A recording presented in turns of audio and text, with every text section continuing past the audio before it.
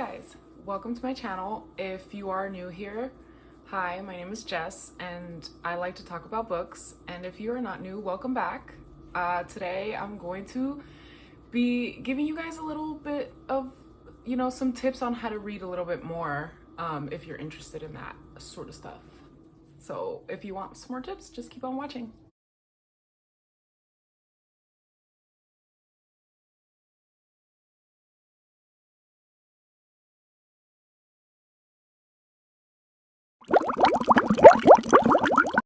All right, guys, so I am not or was not always, I was a reader. I did enjoy reading. It was something I really enjoyed, but I was never like the kid that always had a new book that they just read, a new book recommendation. Like I enjoyed reading when I was either, assigned to it or I just picked up a book randomly, but I was never like constantly reading a book until recently. I want to say recently, but it's been about a couple of years that I've been constantly reading a book. Like I'm picking up one right after the other, the other, except for right now, because I'm currently in a reading slump. And I know some people don't like that, a reading slump. You just you don't feel like reading.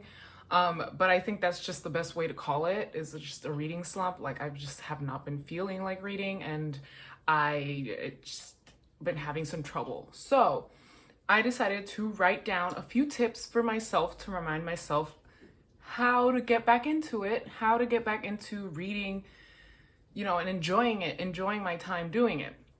So here are six official tips, 7 tips in total, I guess. And you'll see what I mean at the end of this with the last tip, which isn't really a tip. It's more of a, let me just let you know.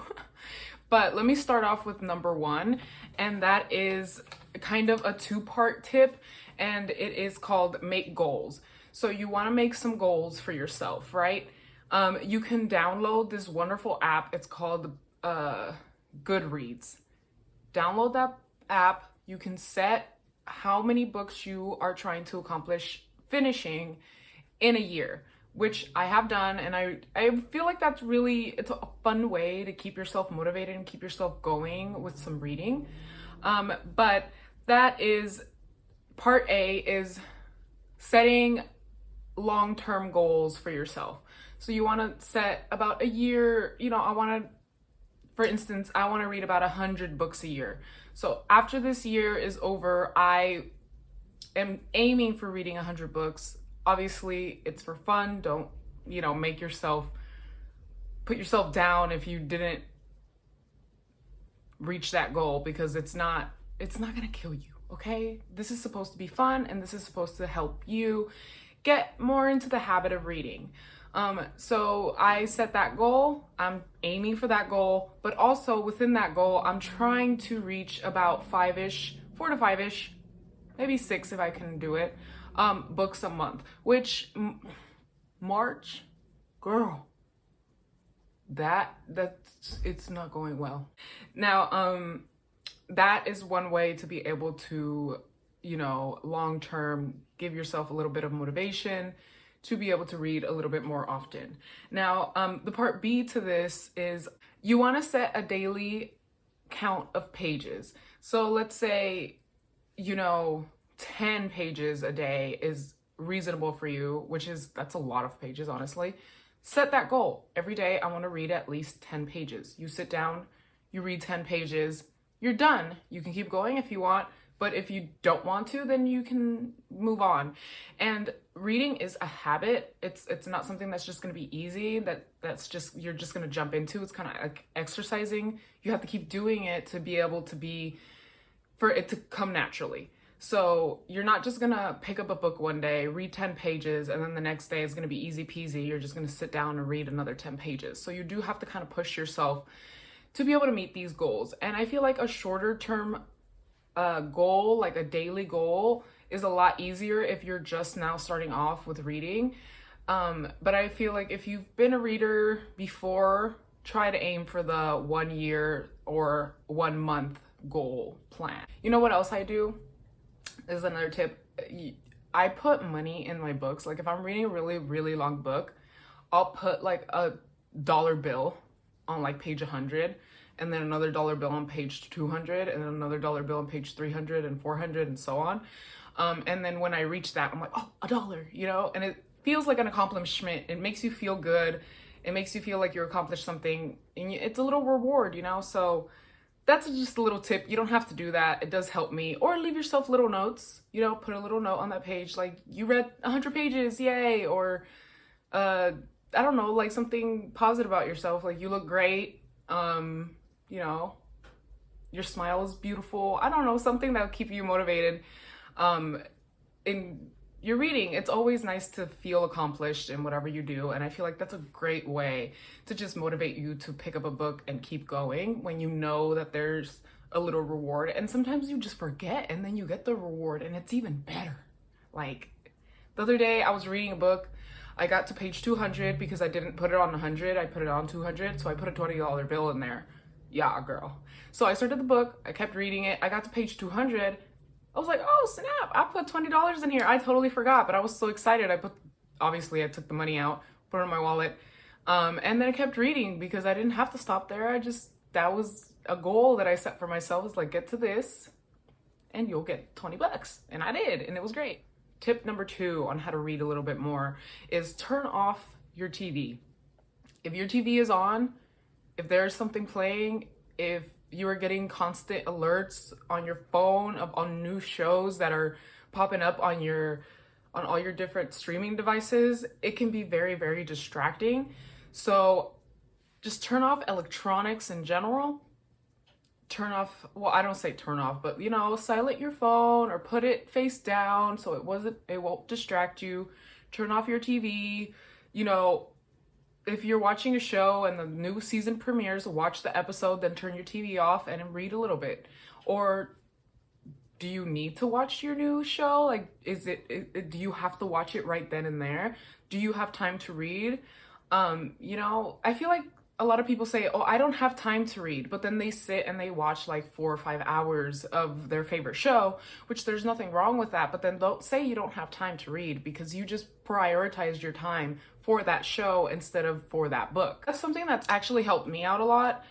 I mean, if I'm watching a show and I've already watched more than 1 or 2 episodes and I still have more free time after that, and I, you know, have a book I'm currently reading, I will turn it off, the TV, and go read a book, because the show's gonna be there in a few hours. If I still have free time, then I can just go back. But sometimes you don't even want to go back because you're just so into the book that you're reading.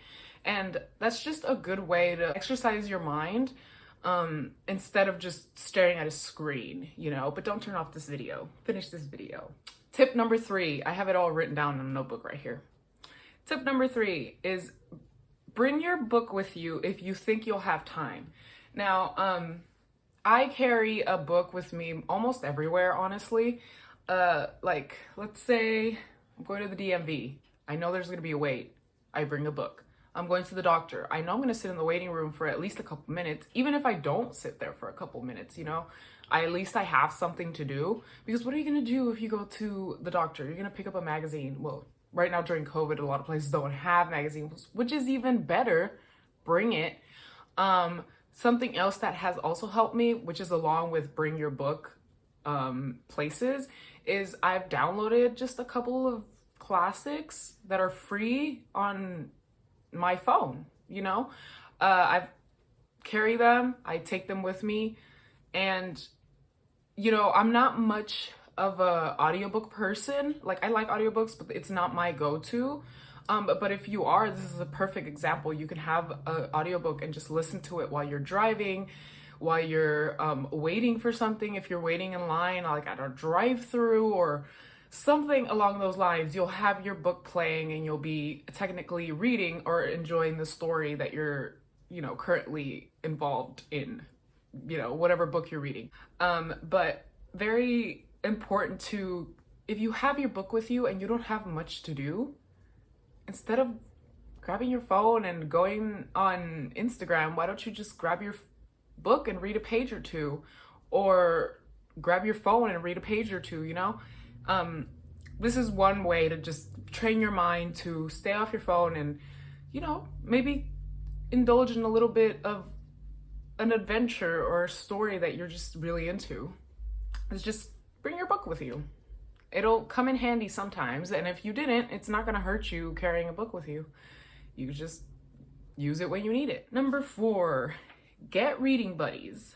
Now, reading buddies, that's always fun. I have a few friends, we have a book club. Recently, we put the book club on pause because friends are a little bit too busy in their schedule. You know, that's reasonable. But when we were reading the book together, when we were talking about the book, it was really motivating. It was really exciting to, like, the next month you'll be like, okay, now I really want to finish this book so I can tell you what I think. Or even as you're reading, you know, you make little notes, you write down little page numbers, you fold the corners. You're like, I need to mention this to them. I need to talk to them about this. And it'll keep you wanting to keep reading. And it's even easier now because you could just text each other like, hey, did you get to this page yet? Did you see what happened? Did you hear what happened? Oh my God, like, I can't believe it.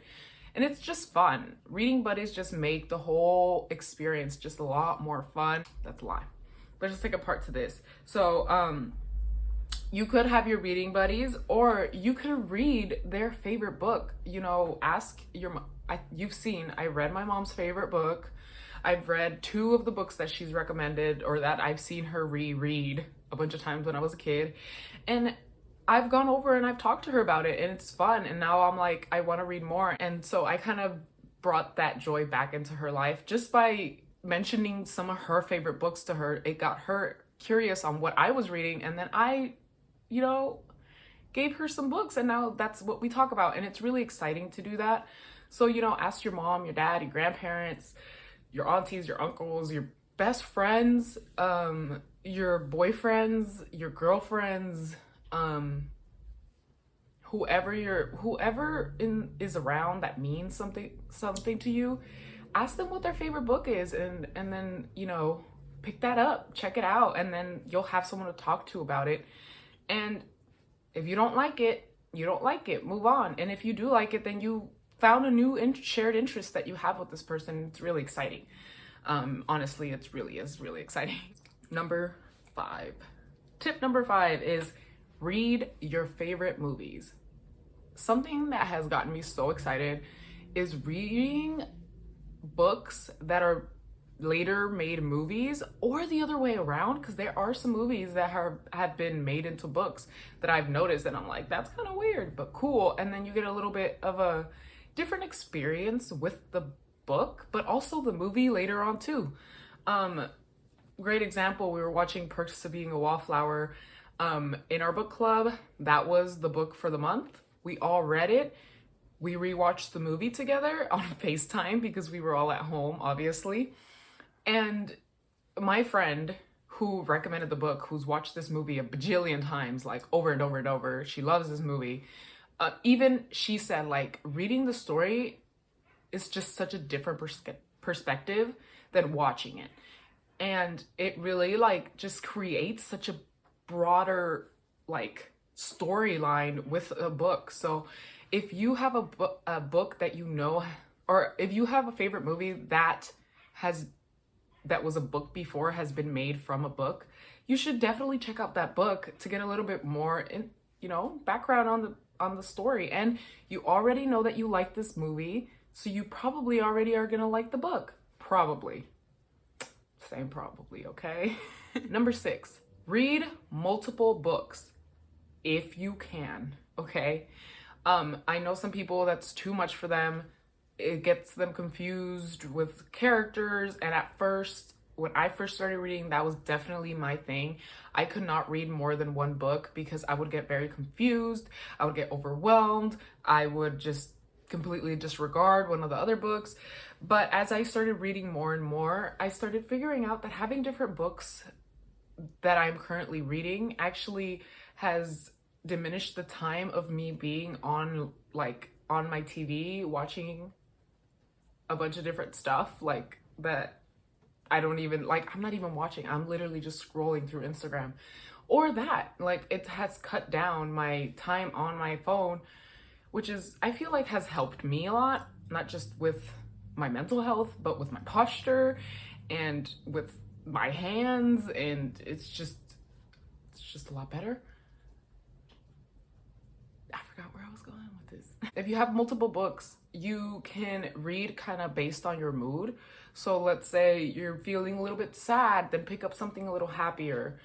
You're feeling a little bit heartbroken, so pick up a little bit something like fantasy, something to distract you. Or if you are the kind of heartbroken person like me who likes to feel something after that, then pick up a romance, you know? Read based on your mood, and if you have multiple books that you're currently reading, you're obviously not going to feel the same way every single day. So pick up the book kind of based on how you feel, and it really does help. Like currently, I'm reading a self-help book, I'm reading a thriller, and I'm reading hold on, what is the last book I'm reading? I know I'm reading another book. Oh, I'm reading a classic. So when I feel like my brain cannot pay attention, like it's kind of just scattering everywhere, I will either read the self-help book or I'll read the thriller. One, because the self-help book would make me feel like I'm being understood, I'm being listened to in a way, and I get some positive feedback from it. Or I read the thriller because I feel like that will suck me in, I'll pay attention to what's going on, and then my brain will stop being so scattered and focus on that. However you feel, you can kind of base what kind of book, because sometimes you don't feel like reading this book, but if you're already in the middle of this book, you might be able to just hop onto that one and read that story instead. And then who knows, after a chapter or two, you're like, you know, I think I'm ready for the other book over here, and then you could just pick that guy up. But like I said, don't force yourself to do this. If you feel like it is not going to work for you, or if you've tried it and it doesn't work for you, that's totally okay. That doesn't work for everybody, and it does get a little bit of, you know, it takes a little bit of getting used to. So just listen to you and see what you can enjoy and what you can do. And maybe later in the future, you will be able to do it. But if right now you can't do that, start off with, I don't know, a short story book and read a couple short stories, and then like have that kind of as your backup, or a poetry book, something that you can put down and it's not a big deal. See what you can do, and don't push yourself too hard, because reading is supposed to be fun, you know? Last one, which is number 7, which I said was just not really a tip, but it's more of like something I want to tell you, is if you don't want to read, don't read. Don't force yourself to read. If you're like, I'm not in the mood right now, I don't feel like it, I want to sit back and watch TV and not have to exercise my brain, not have to work for it, or if you're, you know, a new show came out, a new episode came out, and you really want to see that instead of reading, then do that. It's not a problem. I feel like if you force yourself to read, it starts to become a chore, and it starts to get a little bit annoying, and then you just lose interest, and then you just don't want to read anymore, and you just kind of kill it for yourself, which I feel like that's what happened to me. I was reading a book, I was not feeling it anymore, but I kept pushing myself to read it. I was into the storyline, I was into what was going on, but I personally was just not in the mood to read at the time. So I kept forcing myself and forcing myself and forcing myself to read. But then in the end, what ended up happening is I put the book down and I never wanted to open it again. And it's been like about a week and a half, and I still haven't opened the book because I've just lost interest, and I kind of just want to like relax and just watch a movie and just not think about anything, just kind of just laugh and just forget about things. Do you know what I mean? That's kind of what I'm saying. So if you are like, I'm in a reading slump and I don't want to pick up a book, I don't want to read right now, I don't feel like it, then don't do it. Don't feel forced. Don't feel like, you know, you set this goal and you have to hit it, and you know that this, like, you have to read these many pages, you have to do this. That can wait. You can do it again tomorrow. You can pick up in a couple of days once you let yourself kind of relax and forget about it. And when you go back into it, you're gonna be excited to get back into it. And you don't have to feel like you're being forced, because then that's gonna just make it even worse. You're not gonna want to read it anymore. That's kind of what happened to me in school. Like, I was like, oh, I love reading. This is a great time. And then my teachers, not their fault, that's just the curriculum. They would like make us read book after book after book. And then it got to the point where I was just like, I don't want to read this anymore. I don't want to read anything anymore. Like, this is just too much. You get burned out and you lose interest. And that's perfectly okay to do. But if you keep forcing yourself to do it, you're just going to burn yourself out more and more and more. And it's just never going to be a fun thing until you end up taking a break. You need a vacation from your reading. All right. So those are 6/7 tips, 6.5 tips. These are 6.5 tips that I'm giving you to help you read a little bit more and help you enjoy it a little bit more and not just feel like it's something you have to do or you have to get done. Something that you just, something that'll help you kind of pick that up again or pick it up for the first time if you've never really been a reader. Start off slow, start off with a little book, set small goals, say 5 pages a day. Just have fun with it and pick up books you enjoy. Pick up books that you really genuinely want to read. And just have a good old readathon time. I don't know what that means, but I said it. Make sure you hit the like button if you liked this video and if it helped you out in any way. Make sure you leave any comments down below if you have any tips on how to get more people motivated in reading, or if someone's in a reading slump, what helped you get out of a reading slump. And make sure you subscribe and hit that little bell so we can hang out and talk about more books or book tips on how to read more. My name is Jess. It was nice hanging out, and I'll see you guys in the next video, next Wednesday. Bye.